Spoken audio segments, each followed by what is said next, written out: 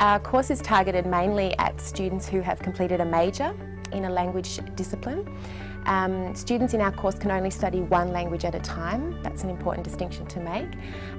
But if you think about doing an undergraduate degree in a language and emerging out of that degree at one of the higher levels, that's about the proficiency level that we require for the course.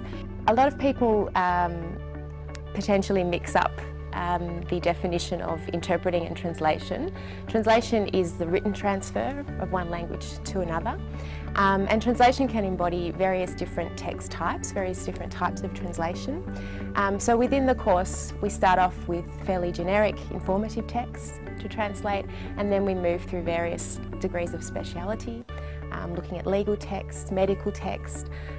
We have quite a lot of fun with literary translation, specifically children's literary translation. Interpreting is providing translation in a verbal context, which is pretty simultaneous or consecutive sometimes, but it's not from a written text, it's from what people say.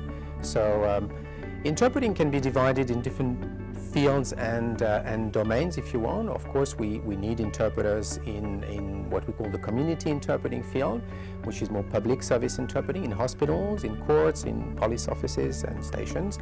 We also need interpreters in business meetings, which we call generally liaison interpreting. Students have about 6 to 8 hours of learning or courses every week. They attend lectures in English which are generally dedicated to theory or applied theory of interpreting studies. Then they are placed in language-specific groups when they learn the different techniques of dialogue interpreting, consecutive interpreting, or simultaneous interpreting in the booth. We organize a lot of mock situations where we organize mock trials, mock conferences, mock business meetings, where every participant, which means every student, has a role to play. It is a fairly unique program in Australia because it's very flexible in its structure, and it combines an academic stream and a professional stream, which allows the students really to choose where they want to go in the course of their study. So some students opt to take the more professionally oriented units, and they are students who have an interest in going straight into the field and working as interpreters or translators in the various non-literary domains usually, so legal, health, government, business-oriented sectors. Whereas we have students who are interested in doing they're interested in pursuing research careers, and they will take more typically the translation stream with a research focus.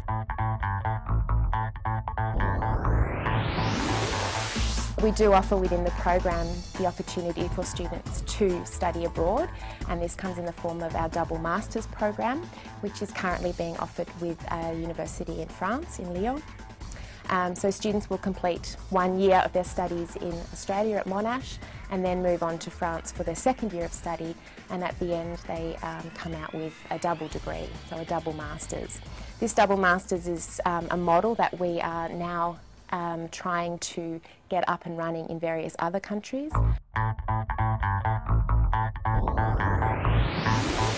Well, I think it's a really important thing for someone wanting to become a professional translator to live in a country that speaks the language that they're going to be translating, that they're going to be working in, because it gives us more experience in that language. It gives us a chance to boost our language skills in French.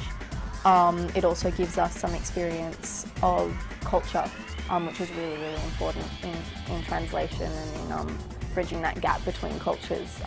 Cultural knowledge is just as important as linguistic knowledge. One of the advantages with Monash is that they run a language exchange program where they match you up with somebody from that country and you get to meet with them weekly. And also, well, as often as you like, just as a social thing. And I found that's been really good for me to keep up my Japanese, because there aren't as many opportunities to speak it here. My experience here not only let me learn about different cultures, about their traditions, their languages, but I think it also gave me the chance to reflect on my own culture. And because growing up in Japan, you don't really, you're not really conscious of what Japanese culture is, but by doing translation and interpreting and, you know, always comparing the two cultures and the languages, I think it gave me the chance to look at my culture from a very new perspective, and I think that was a very good experience for me. We have different difficulties in translation. It's related closely to our culture and language aspects. For example, if we translate it raining cats and dogs, I can't translate word for word into Chinese, otherwise people don't understand. So there's a lot to learn. In the program, we are required to do both research and to attend seminars, lectures and workshops to practice interpreting and translation. Also, we are required a minimum of 80 hours practicum in both streams, and so we go to hospitals, courtrooms, and legal aid services centers.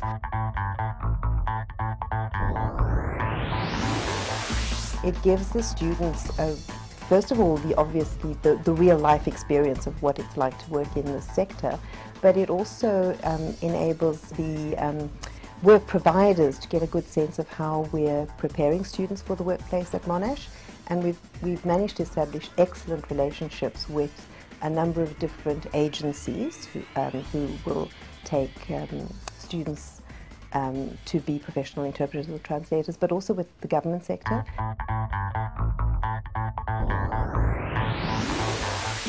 We have a brand new lab here, which is a brand new language lab using a new environment and mixing different types of technology, where it's very easy for us to show students different things using new digital technology. So that's one thing.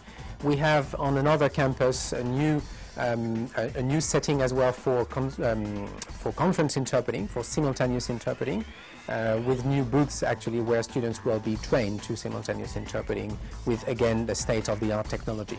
I think that interpreting for a doctor and a patient is as difficult as interpreting in a booth during a conference. It's all about communication, it's all about mediating, it's all about acting as a bridge for people who can't communicate without you, so that's really enriching for the interpreter, definitely.